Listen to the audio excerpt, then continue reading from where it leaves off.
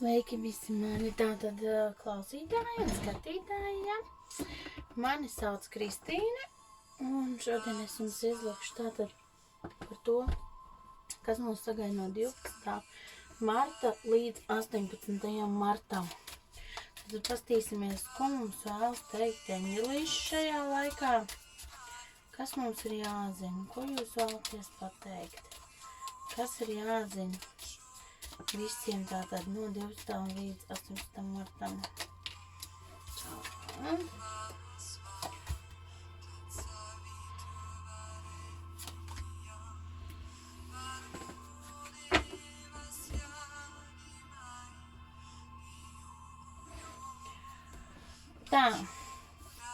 Tātad mums ir jāpievērš uzmanība savām idejām, ziņām, tātad visu to, ko mēs dzirdam, visu to, ko mēs redzam, visu to, ko mēs sajūtam, tam visam ir šobrīd jāpievērš ļoti liela uzmanība, jo tādā veidā mēs saņemsim atbildes uz savām lūkšanām, saņemsim atbildes par to, ko mēs esam lūguši, par to, ko mēs esam prasījuši, tad arī par visām savām tātad, sajūtām un visu to, ko mēs vēlamies darīt. Šajā laika posmā ir atkal jāpārslēdzās uz pozitīvo domāšanu, finansēs, karjerā, mājās, attiecībās, jebkurā virzībā, kurā mēs ejam, ir jāņem tas pozitīvais. Pozitīvam ir jāņem virsroku par šo te visu. Ja mēs netiekam ar šo te visu galā, tas, ar ko mēs šobrīd saskaramies, ir ar grūtībām vai kaut kādām domām vai kaut kādu depresiju, vēršamies pie eņģeļiem, klausamies mantras, vēršamies pie augstākajiem spēkiem. Tam, kam mēs, protams, paši ticam un vēlamies ticēt.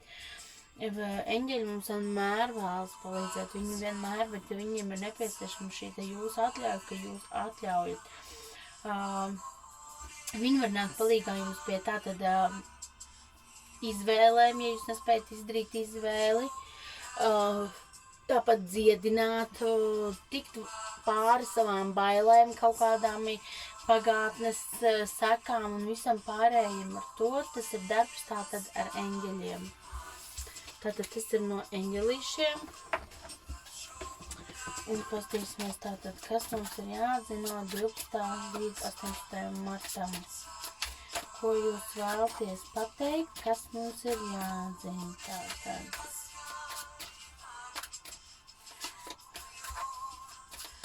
Kas mums ir jāzina.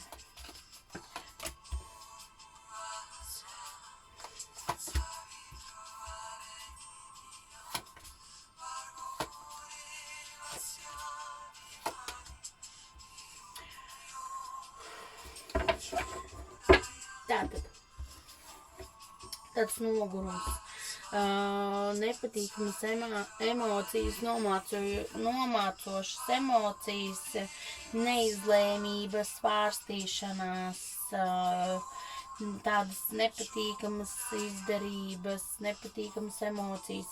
Tātad, esam atklāti, esam godīgi pret sevi, pret savām izvēlēm, esam godīgi par to, ko mēs tiešām šobrīd vēlamies, jo ļoti bieži mēs kaut ko vēlamies, bet mēs to vēlamies tāpēc, ka vai nu citi to vēlas, vai tāpēc, ka tā būs labāk. Bet nevienmēr labāk ir tas, kas mums ir vajadzīgs. Tāpēc esam godīgi savās izvēlēs, pret sevi un visu pārējo. Pievēršamies vairāk, tātad ieteikums ir pievērsties vairāk tam garīgajai ceļam, garīgajai pasaulē, sevis izzināšanai, sevis pilnveidošanai. Tātad, var sakot, tas var būt arī kāds cilvēks, kas ir tāds, ziniet, no kā ir, ja ne bijība, tad kurš ir tāds zinošs un kā skolotājs un viss, ieklausieties viņā, teiksim, tajos padomos, ko viņš jums vēlas sniegt, jo tādā veidā jūs iegūsiet gan mieru sev, gan savās sajūtās, gan arī šis cilvēks iespējams dos jums labas padomas, kā tikt galā ar kaut kādu situāciju, kurā jūs nespējat pieņemt lēmumu. Tātad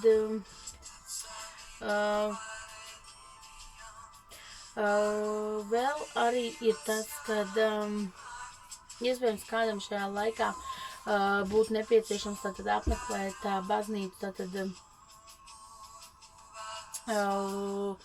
vai vienkārši mums nav jāiet arī uz baznīcu, bet tie vienkārši ir šie te garīgie tātad ceļi, šīs te garīgās sajūtas, tāpat kā bija no eņģeļiem, kad mūsu lūkšanas tiek uzklausīts,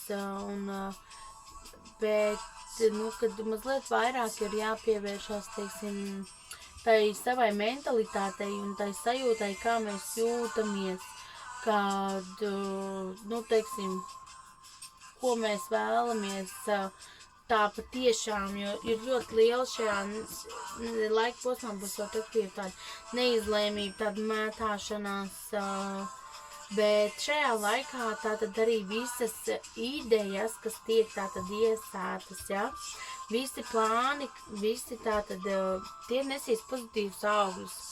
Ir jāsāk no mazumiņa, lai mēs tiktu uz lielo, un tas ir ar jebko. Mums ir jāsāk no pašas apakšas, jābūt godīgiem pret sevīm, atklātiem pret sevīm. Vispār būs tādas diezgan daudz emocijas, un mēs visu laiku svārstīsimies no priecīgām emocijām, bēdīgām, no nodevīgas sajūtas uz tādu atkal pozitīvāku, stabilāku.